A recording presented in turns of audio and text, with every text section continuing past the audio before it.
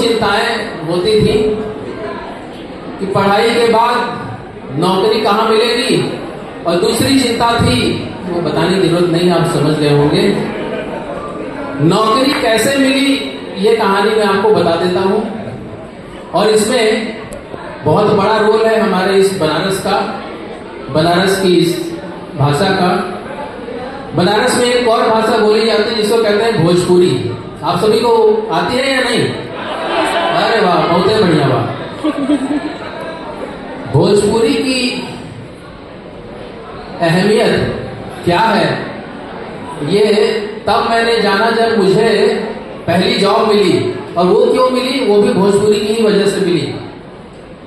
जब मैं इंटरव्यू देने गया तो वहां बड़ी लंबी लाइन लगी थी, इतने ढेर सारे कैंडिडेट आ गए थे कि सेलेक्टर को बड़ा मुश्किल हुआ कि कैसे क्या सवाल पूछा जाए।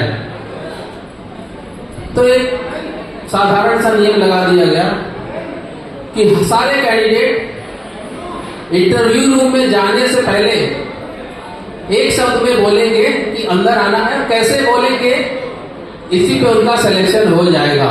लेकिन शब्दों का कम से कम चयन करना था, कम से कम शब्दों में आपको इजाजत लेके अंदर जाना था। तो सबसे पहले हिंदी वाले कैंडिडेट गए, श्रीमान जी क्या मैं अंदर आ सकता हूं? इतना सुना, इतना लंबा बोला, नहीं जाओ।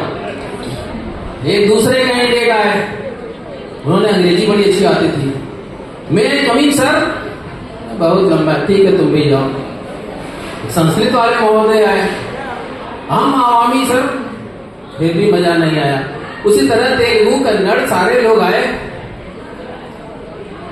फिर मेरी बारी आई, मैंने भोजपुरी का सहारा लिया। मैंने कहा ढूकी, तो क्या ढूका, और मुझे नौकरी मिल गई।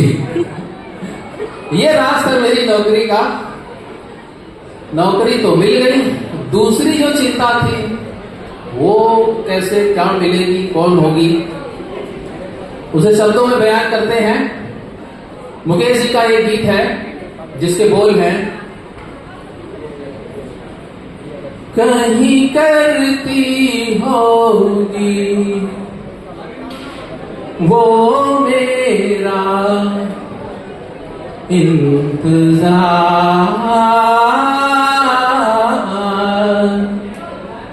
कहीं करती होगी वो मेरा इंतजार, जिसकी तमन्ना में फिरता हूँ बार बार, कहीं करती होगी वो मेरा इंतजार।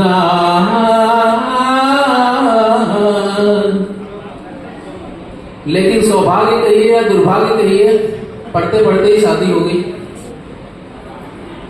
अब शादी के दिन भी गाना गाना पड़ा और पत्नी की झूठी तारीफ करनी पड़ी। तो मैंने गाया, चांद सी महबूब बाहों मेरी अब, ऐसा मैंने सोचा था, हाँ तुम बिल्कुल वैसी हो जैसा मैंने सोचा था, हाँ तुम बिल्कुल वैसी हो जैसा मैंने सोचा था। शादी तो हो गई, लेकिन रात में मुझे अजीब अजीब ख्याल आने लगे। कभी कभी मैं सोचता था, कभी कभी मेरे दिल में ख्याल आता है कि जैसे तुझको बनाया गया है मेरे लिए, कि जैसे तुझको बनाया गया है मेरे लिए, तू अब से पहले सितारों में बस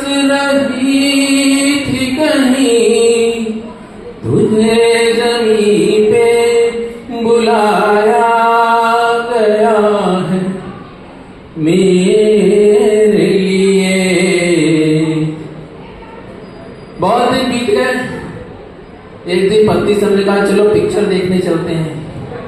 तो शादी के पहले से हमने विजया पिक्चर हॉल थी, जिस भी पिक्चर हॉल में हम पिक्चर देखने जाते थे वो हॉल ही टूट जाता था। नटराज में हमने शादी से पहले पिक्चर देखी, वो आज तक हॉल टूटा हुआ है, वहां कुछ नहीं बना। विजया में हमने देखी, लेकिन गनीमत थी वो टूटने के बाद आईपी विजया मॉल बन गया था। मैंने कहा चलो देखते हैं पिक्चर। बोलिए बच्चों की शादी करने की उम्र आई है, चले हैं पिक्चर देखते हैं। अब मनाना तो था ही। मैंने कहा हो मेरी जोहर ज़बी तुझे मालूम नहीं, तू अभी तक है हंसी और मैं जवान, तुझ पे कुर्बान मेरी जान मेरी जान, तुझ पे कुर्बान मेरी जान मेरी जान। किसी तरह मान तो गई, अच्छा ठीक है चलो।